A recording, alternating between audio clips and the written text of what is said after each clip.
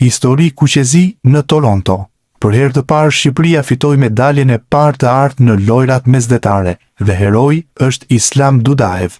Mundsi me origjinë çeçene triumfoi në kategorinë deri në 74 kg në stilin e lirë, duke mposhtur në finale Fatih Vejselin, shqiptarin e Maqedonisë së Veriut.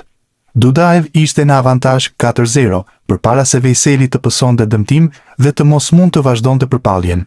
Një medalje që hyn në historinë e sportit shqiptar, pasi është e para e artë për Shqipërinë në lojrat mesdhetare. Për Dudaev, ky është një tjetër sukses i madh në karrierë, pas medaljes së bronzët olimpike dhe titullit kampion Europe.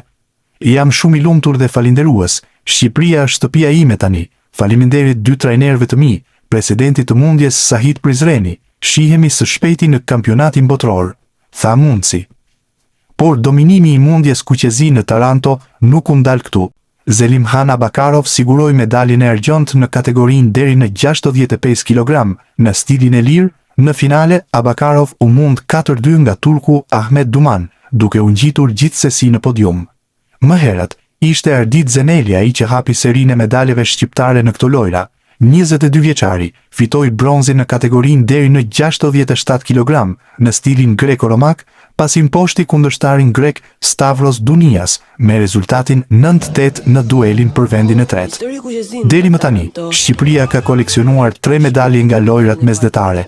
Mundja mbetet një sport që ngre flamurin kuqezi në maj. Ari i Dudaev, argjendi i Abakarov dhe bronzi i Zenelit.